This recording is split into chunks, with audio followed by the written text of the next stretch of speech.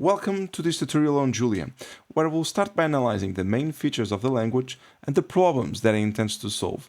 The Julia language is relatively recent. Its first version was released in 2012. For example, Python was published before, in 1991. As such, being a more recent language, it has some innovative aspects, but it also has less maturity, which can lead to the existence of some difficulties that can make the implementation of your code more troublesome, and even sometimes it can lead to the appearance of some bugs. Despite this, the language is in rapid evolution, and the development team together with the community manages to solve most of the bugs as soon as they are identified. But keep in mind that as the language is recent, some difficulties may arise when you are writing your code, especially if you are working in more specific areas where the number of developers is more limited. Here we have a survey that the Julia team does to its user base every year, which you can find here in the project website. In this graph we can see that the language started here in 2012, and before it, only the original developers exist, and they continue to answer the surveys to this day. But as you can see, most of the new users arrive from the most recent years, especially in the last 2 years. And going beyond the fact that Julia is recent, we are in presence of a language that is very interesting for usage on numerical analysis and scientific problems, without neglecting its capacity for general computation. Numerical analysis is where the language really shows its strength, and it's where it has managed to win most of the new users. It has a simple syntax that allows those working in data analysis, signal processing, big data, and machine learning to feel right at home when they start writing in Julia. The language is intuitive and can be very close to the mathematical formulation. I will give some examples of this later. Thanks to the great support of the language for Unicode, it's very common to see, for example, a large part of the variables used on a code with the same mathematical symbols or formulas commonly used in the literature. Not only does the language formulation try to converge with the math, but it is also optimized accordingly, reducing the time needed for code optimization. Still, from the same survey, we have here the type of applications where the language is used, and as you can see, a large part is related to data science. In the graph, you can see that each color is from a survey from a different year. The latest one is 2022.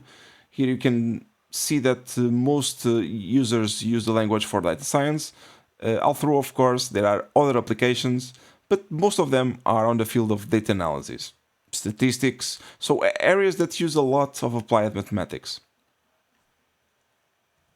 Most of the new users come from other languages, such as R, Matlab or Python, and see in Julia the solution to their most frequent problems. It is a free and open source language, unlike for example Matlab, and it has managed to be faster from a performance point of view than R and Python in several areas, much thanks to its just-in-time compiler that greatly improves its performance compared to other languages. Despite being a dynamic language, it ends up having a performance very similar to static languages such as C. In addition to having a good performance, it also has the ability to use parallelism and also run the code on a GPU, your graphical card, opening a wide range of possible optimizations for your code. Regarding the users, most of them come from Python, here. Also, C++, a more general use language, R, and Matlab. As you can see, most of the users come from languages that are already very focused on applying mathematics and, of course, other applications of more general use. The big champion here is Python, which was the one where most Julia new users come from. The main advantages identified by the users are undoubtedly the speed and performance. Julia has been able to beat performance-wise other languages in several areas, and this has attracted a lot of new users. The fact that it is relatively easy to use also helps the language to retain their user base. It is open source and free, unlike Matlab. The package manager is also quite powerful and very easy to use. The speed can be further improved by running the code on GPU, that it's also here, and also using parallelism. thus allowing you to have several ways to improve the performance of your code and also the ease of use, allowing for someone that picks up the language to quickly understand it and be productive with it. These advantages over the other languages have already made a considerable number of institutions and companies choose Julia for some of their projects. NASA uses the language to analyze astronomical objects, the Brazilian Institute for Space Research uses it to plan its missions, Pfizer uses the language for some of their pharmacological models.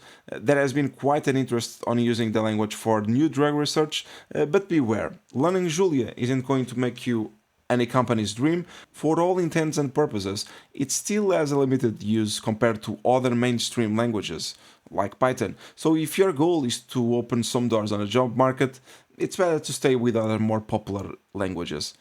But Julia is still an expanding language, and who knows if it could be, potentially, an important asset in the job market in a few years. Most of the users of the language are still mostly on the field of research. And there is also some users that use the language in an individual level in the area of education, more usually in universities, like for example to teach signal processing, numerical analysis, and also system modeling. And the most relevant for the job market is of course the usage of Julia as a team. In this area that we could be hoping to be the one that opened the most doors on the job market, is, as you can see, increasing. But still, for now, only 70% of the users are developers in a team. Now, the language itself is designed to be easily accessible to anyone who wants to use it to write their projects. The method that is being the most encouraged these days is installing the Julia extension in Visual Studio Code. Then, using the Julia extension, you will have access to the Visual Studio Code IDE, integrated with the language, where you can write your own scripts and have access to the Julia terminal. In the terminal, you can install packages, read information about the functions that you want to use, and even run some lines of code that are not part of a script. The language already has its own package management tool that you will use to install libraries for maybe signal processing, image processing, machine learning, and even libraries for front-end and back-end for web services. So most of the users nowadays use Visual Studio, but it wasn't always like that. Until 2019, for example, there was Atom that was widely used, but nowadays the language developers recommend using Visual Studio Code, and this is the one that we will also use. Okay, so let us now see a code example. Here on the bottom left, I got a few lines of code, and what they do is they generate on Julia 10 different lines. These 10 lines are sinusoids with different amplitudes between 0 and 1. These amplitudes are going to be generated randomly. And then on red, you can see that I'm going to plot our average sinusoid here. So the average should have an amplitude value of around 0.5. In the first line of the code, you can see that I import two different packages. The first one, statistics, that we use to generate this run function. The run function creates a random value between 0 and 1. And then the plots package that we use to generate our graph here with the function plot. The first variable created is our matrix with 1,000 zeros.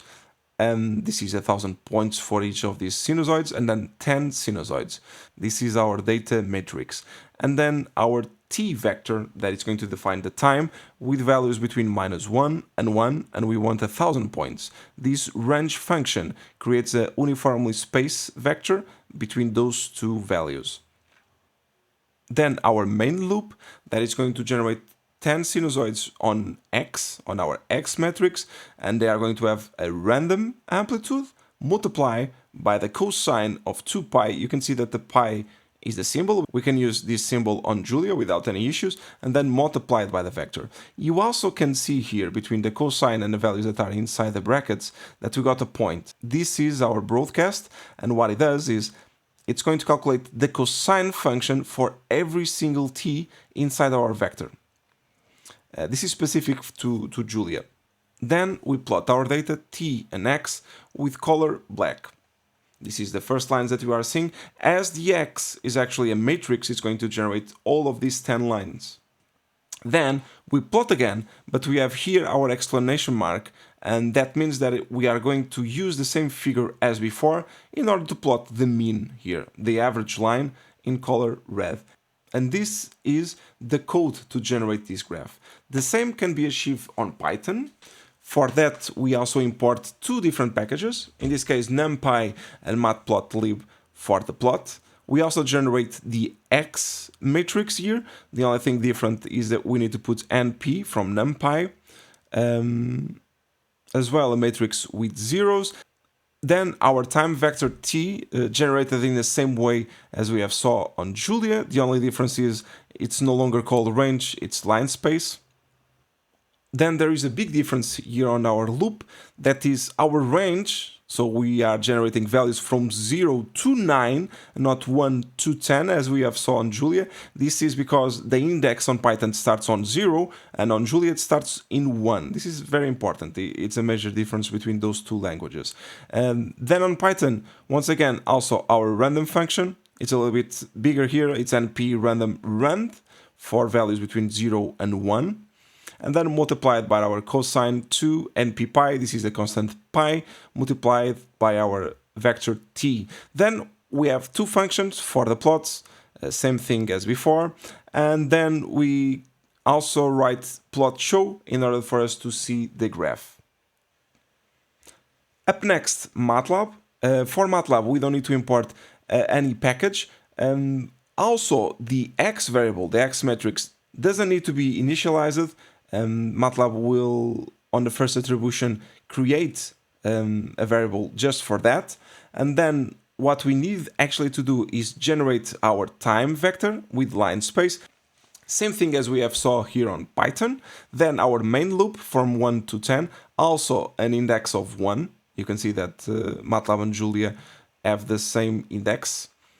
And regarding the brackets here on X, on Matlab, for the attribution, we got round brackets. On Julia, it's square ones. Okay, it's a difference between the two languages. Then, once again, our random, cosine to pi t, so more or less the same thing. And then we plot our graph here. The first one with t and x.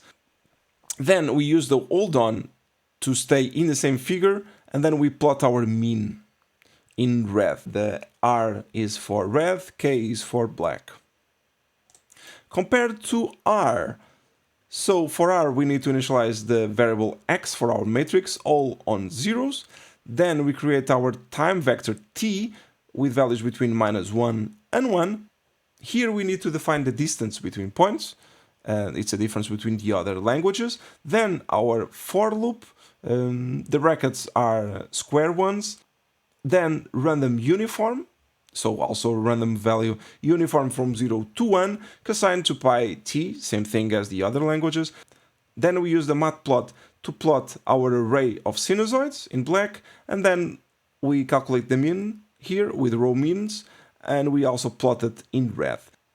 And this is, for 4 different languages, the same way of creating this graph. Okay, so in order to test our code, we can go to this website, CoCalc.com. This website allows you to run R, Python, Matlab, and also Julia code. You can use it anonymously, you don't need to create an account. So let's just go to Projects and create a new one. And let's start it.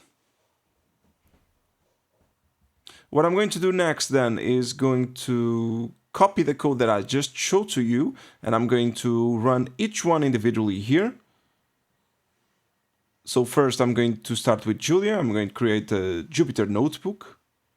Define Julia 1.8, that's the latest version. Let me just copy the code from here to my Jupyter notebook. The next one, it's going to be our R. Once again, another Jupyter notebook. You are going to select the type of language that you're going to use here. So same thing as before. I'm going to put it in run. Next, I'm going to start another Jupyter notebook, this time for Matlab. And Matlab is a little bit more interesting here. So CoCalc doesn't have any sort of way to compile Matlab, but it has here on the bottom an Octave. Octave is an open source solution for Matlab. It runs pretty much the same as Matlab. There is some slight differences, but in this case we can run it without any issues. So our last one is going to be for Python. We are going to create then our Jupyter notebook for Python. So same thing as before. We're going to select Python 3, paste here and run it. So they are still processing. Okay, so R already generated the output. We can see that we got the 10 lines in black and then a small one, a tiny one on red. Then on Matlab, we already got our output as well, so same thing as before.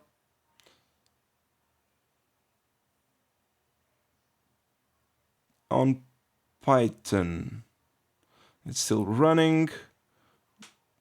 Julia as well. Okay, so Python is ready as well. So 10 lines, once again, the mean one in red, and Julia as well. So the same output as I showed you before on the previous slide. So CoCalc is a useful tool for you to test any sort of language without needing to install anything else. But for some larger projects, you want to have an IDE installed on your PC. Okay, so let's install our development environment. For that, we are going to start by downloading Julia, and we can search for Julia programming on Google. And the first website that is going to appear is going to be julialang.org. This is the official website. We can go ahead and then click on download. On this page, it's going to ask what type of operating system you have. In my case, I have Windows 64-bit, and I already have downloaded. So I can just go ahead and right-click and open it. And the installation asks for a directory. So we can just use the default one. Then we can add Julia to path. There are some issues that may appear if you don't. And yeah, we can just do it. It's just one click away. I'm installing Julia 1.8.2. Of course, maybe there is a more recent version right now when you are seeing this tutorial. So Julia, we can go ahead and run it. What does it got? Is the compiler, the Julia compiler, and also a terminal. In the terminal, you can go ahead and write already some commands here. 1 + 1, 2, it's working. It's already installed, good. But of course, if you are going to use for some larger projects that require more than a couple of lines of code, you are going to need an IDE. For that, you can go ahead and download Visual Studio Code, code.visualstudio.com. It automatically detects that I'm running Windows. So I just can click here and download. Yeah, I already have it also downloaded. You may also have it installed on your PC. It's very common for a lot of languages to use Visual Studio Code. If you already have it installed, just skip this step. If you don't, of course, you download it, you open it as well. So yeah, there is a pop-up saying that I have it installed already, but I'm going to do this anyway. I accept the terms, and then directory, some shortcuts. You can also create a desktop shortcut, and then we can go ahead and install it. I'm not going to, because I already have it installed. So I'm just going to open it. Okay, this is the page that is going to appear when you first open your Visual Studio Code. So I'm going then to Extensions and search for Julia. So yeah, the first one that is going to appear is going to be the official one from Julia Lang. You can click it and go ahead and install. There is also a second one there that is also from the official Julia Lang. but is a better one. We are going to use the main one right now. Then you can go to Explorer after you have installed your extension. Then we also need the directory, so we can just go ahead and click Open Folder and select a folder for your project. On this folder, it's where you are going to have all of your files that you have created for your project. So everything seems to be set up right now. We can go ahead and click a new file. Julia file already appears here. We can go ahead and click it. Okay, already creates. And yeah, let's start with the common way of starting a new language, that is the hello world. For that, we are going to use the print. And inside of the print, we are going to put our string, so hello world, inside our quotation marks. So yeah, in the end of the line, you could use a semicolon, but it's not required, and actually it's not recommended. If you are used to Matlab, you are used to that semicolon. Here, if the code runs from a script, it's not going to print. So we can go ahead and compile it on that small button there on the top right. It is going to generate our code. So it's compiling. Let's wait a little bit. You can see here on the bottom the status.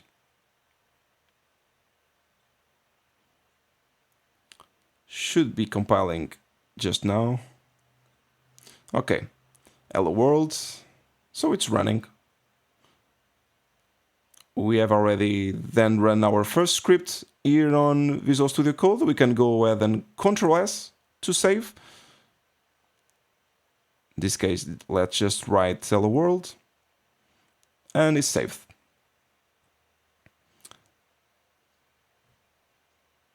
So what you have seen already here appearing the hello world, this is a terminal. It's already our interface between Visual Studio Code and Julia. We could even try once again the 1 + 1 = 2.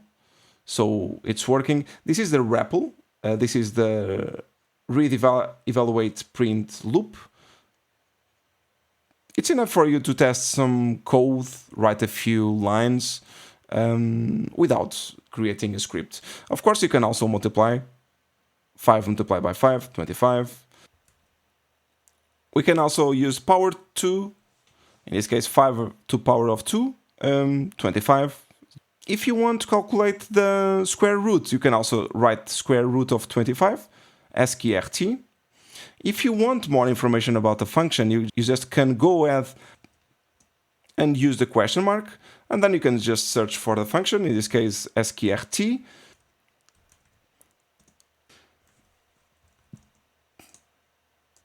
So you can see that you can use the SQRT for calling this function, but there is also the operator itself, the normal mathematical syntax for it. So I will just go ahead and copy.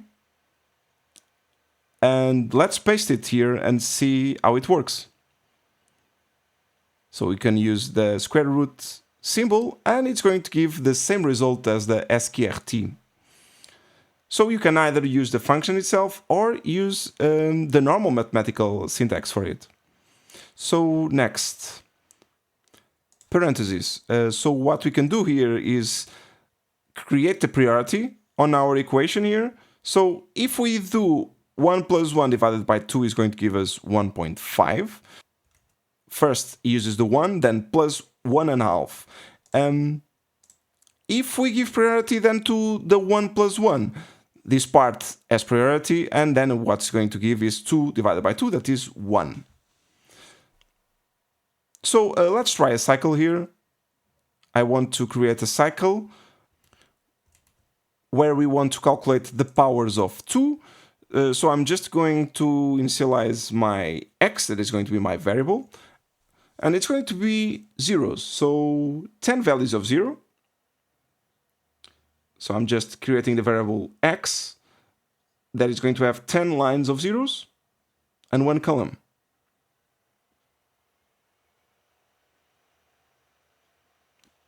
So what we have here is 10 lines of 0.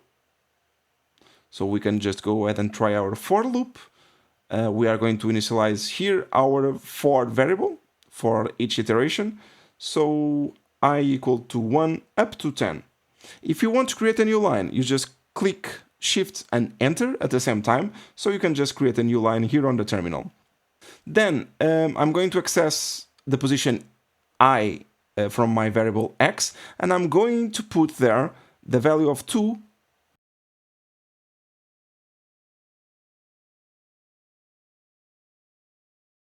to the power of I. Then, once again, Shift and Enter, and I'm going to end my cycle. So, yeah, it's done. It's already run. I can go ahead and give a look to my variable x that is going to have all the powers of 2. So I just write my variable and enter, and there you go. All the powers of 2 up to the 10. If you need a graph, if you are used to Matlab, it's pretty much similar, but here you need to import a package, the plots package.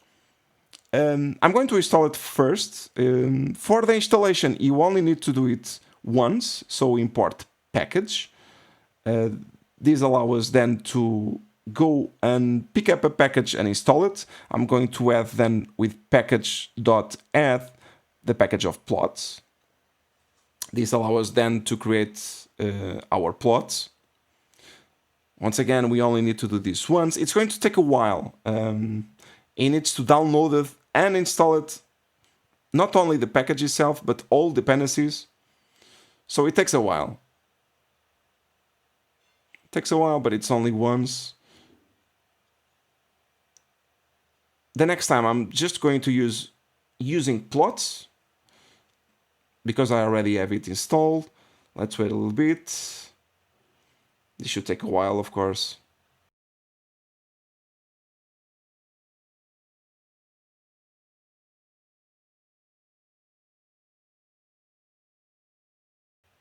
Already downloaded everything. It's just pre-compiling right now.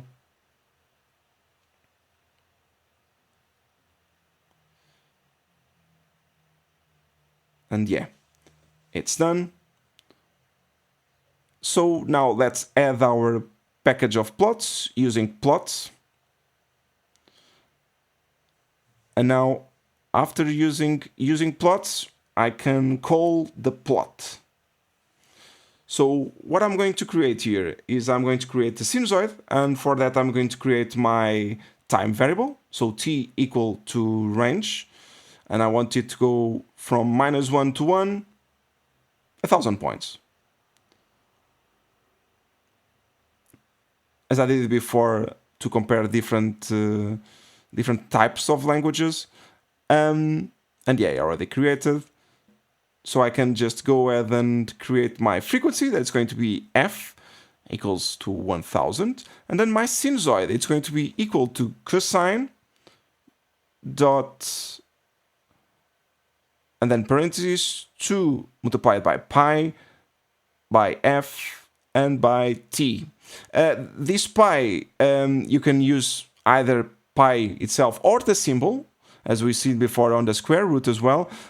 And then the point is our broadcast for the cosine. We can go ahead and enter. And it's going to calculate the cosine for all the t's that we have defined previously.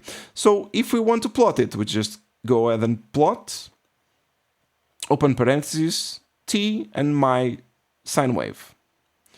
And yeah, it can already generate our graph.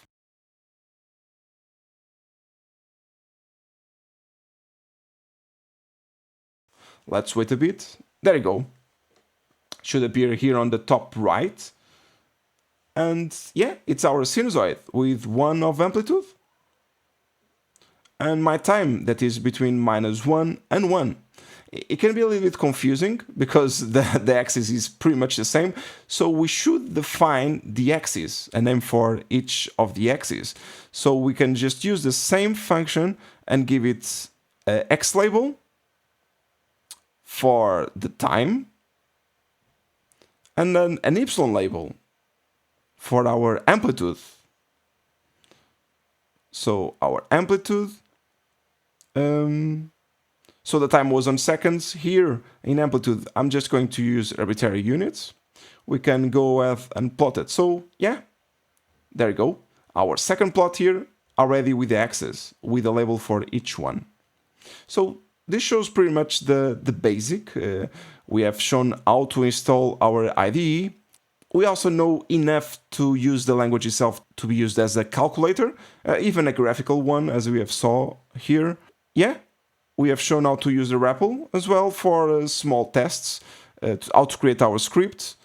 But for today is everything. We'll meet again then for the next tutorial.